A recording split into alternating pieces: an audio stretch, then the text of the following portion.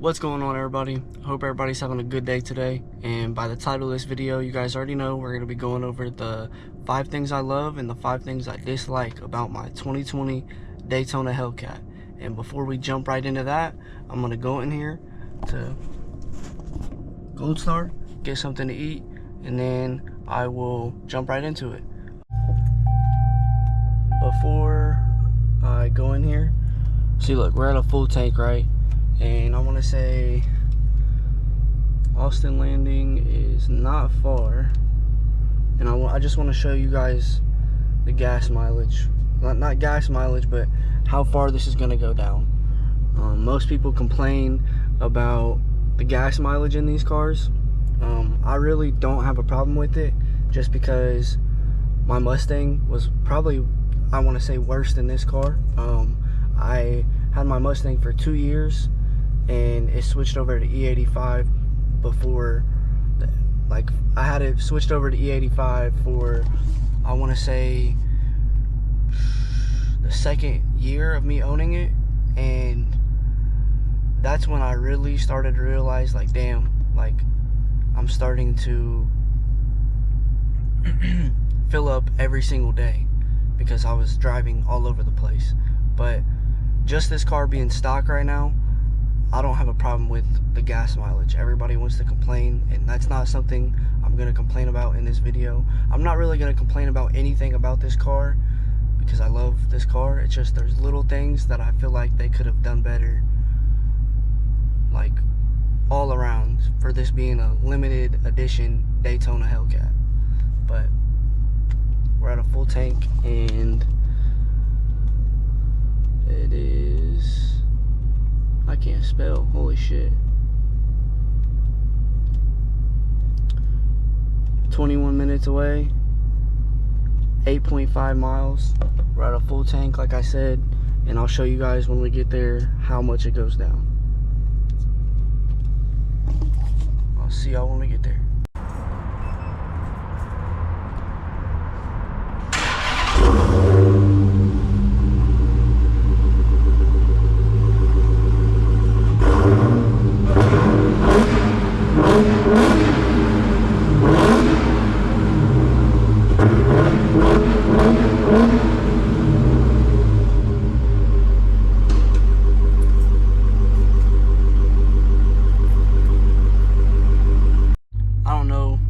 Can see me because I'm inside the car and it's dark in this parking garage, but see, it didn't go down much.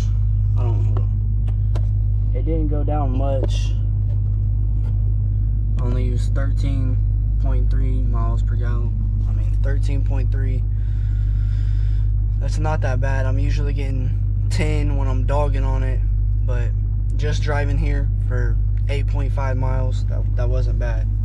And let's just get into it. I know you guys just heard that, so we're just gonna start off with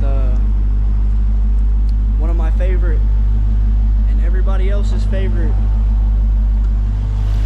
is this supercharger line. I know you guys just heard it in that clip, but I'm gonna give you another rev real quick.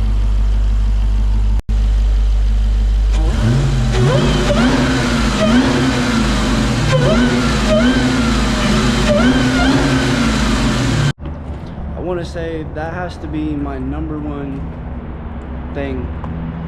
Number one con. I mean, I want to say that has to be my number one. That's loud. We're right next to the highway. Sorry if it gets a little loud, but that has to be my number one pro. I just love that supercharger whine. I love the interior, but let's just get into it. So I love the interior, but I just wish, this is a pro and a con. I love the interior, but I wish it stood out a little bit more than a normal Hellcat. Like, yeah, it has stitching, it has the Daytona blue on the seats, but in all honesty, it is just regular old Hellcat upholstery, suede leather on the sides, suede on the steering wheel. Like, don't get me wrong, I love it all. I love the whole design of the interior, but I just wish they could have did a little bit more for it being number 55 out of 501 Daytona. And the next thing I want to say is I really love most cars. Oh fuck. Let's see if I can access the performance pages. I really love, oh, it has to be on, fuck. God damn it. I don't know if you guys can hear me, but I really love the SRT screen and the performance pages. So you can go into your performance pages and you can fully customize each gauge that pops up. Give it a second.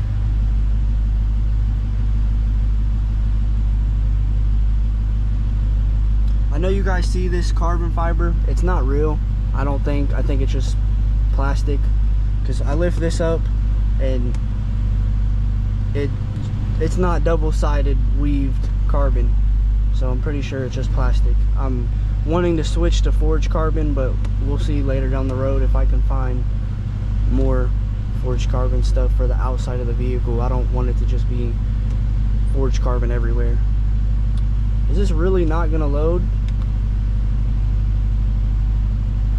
Like, I love this screen. It's no other car is set up like this. Sometimes it takes a minute, and while we wait for this to load, I'm just gonna go to the next thing of one of the cons is the technology. Like, yes, it is a 2020. I expect it to have a little bit more technology than what it does. It has cruise control. It has this entertainment screen, but I feel like they could have done a little bit better when it comes to the technology in this car. Like, they don't even have a camera that pops up here. Like, I think Camaro has had one since 2011, and I seen something from Knockout 360. He has one, but you have to buy it aftermarket. Oh, here it is. So you can fully customize this. Go to horsepower, gauges, and you can literally change it to anything you want. I have it set to the main things I want to see: the coolant temp, trans temperature, boost pressure, and the horsepower. Who else?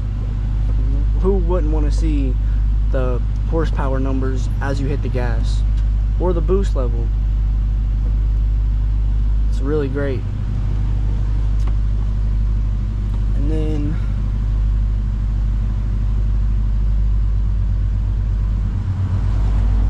I was talking about the gas mileage just a second ago, and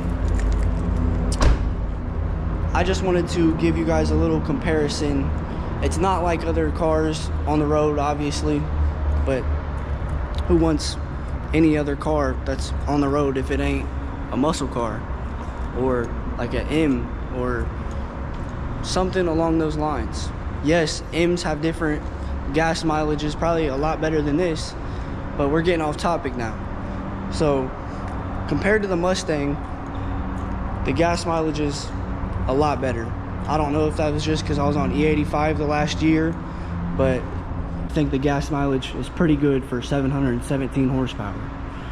And then the vast majority of aftermarket parts you can buy for these cars. Anything in the car, lights, brakes, suspension, upgrades for the engine, belts from Dodge, cold air intake, anything you could think of. Literally something as small as fucking vinyl, like anything. And Day literally makes these every week he's coming out with new ones. You just gotta check him out on Instagram. Here, I'll pull it up for you. Getting off topic, but I don't care. Day Custom Creations. He does great work. Awesome work. If you're in Middletown, if you're in Springfield or close to Springfield, Ohio, go check him out. Great prices too. He does window tint, vehicle wraps, anything you can think of, really. He'll try his best. And then we're gonna go on to the next one. We've done all 5 of the pros. So supercharger wind's 1, the SRT screen and the gauges 2. I gave you a pro and a con with the interior. I love the interior, but there's some things that I wish they were switched up with this being a Daytona. Like, with this being a Daytona, I really wish that there was something different. Like, yes, it has stitching, it stands out in that way, but they could have did something else. And then the aftermarket stuff. So superchargers 1, SRT screen, interior, gas mileage, and aftermarket upgrades. That's 5 right there for the things I love. Those are all the pros I could really think of. Like, there's really not much. It took me a minute to come up with this list for you guys, but there's really not much you can hate on about this car. It is 717 brute force. Like, it's heavy, yes, but I'm not even gonna get into that because all Dodges are heavy. Why do you think it has so much horsepower? Like, the weight distribution and the horsepower goes together. Yes, it spins a lot. I'm not gonna complain about that either. That's why I got the car. But number 1, this is very biased. Like, you guys just heard the clip of the exhaust. It's because we're in a parking garage. This car is not that loud. It is only loud when you really get into it. That's all. Like, I love the supercharger whine more than the exhaust. Like, the exhaust needed to be a lot louder. So one of the biggest things comparing my Mustang and hold on. One of the biggest things I could say is when comparing the Mustang exhaust and the Hellcat stock exhaust from factory alone, the Mustang exhaust has an active exhaust. This car did not come with an active exhaust. It is just straight. What you hear is what you hear. Some of the Challengers and older Chargers might have came with an active exhaust. This did not. And I want to say that the Mustang was a lot louder. Yes, they are different displacements, different cars, completely different cars, but the Mustang was a lot louder.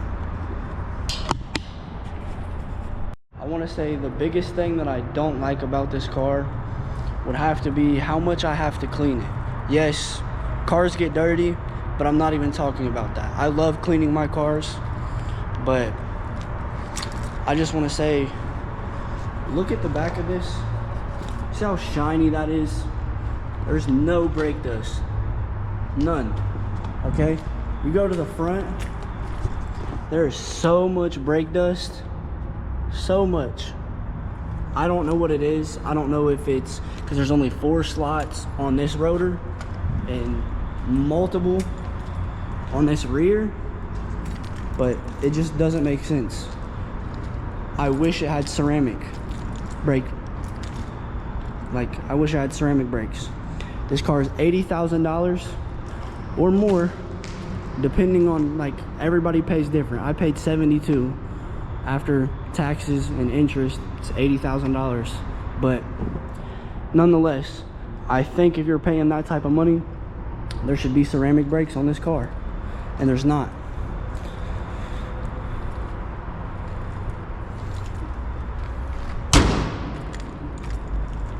just beautiful. This thing is so mean looking. Technology, exhaust, brakes, interior, stock ride height. I can't. Let me know. This thing has so much wheel gap, like wheel well gap, it's just ridiculous.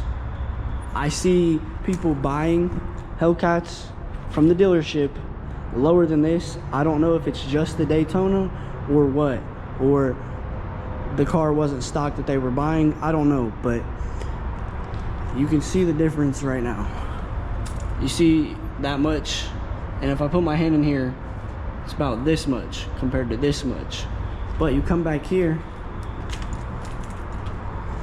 it is sitting like a fucking monster truck.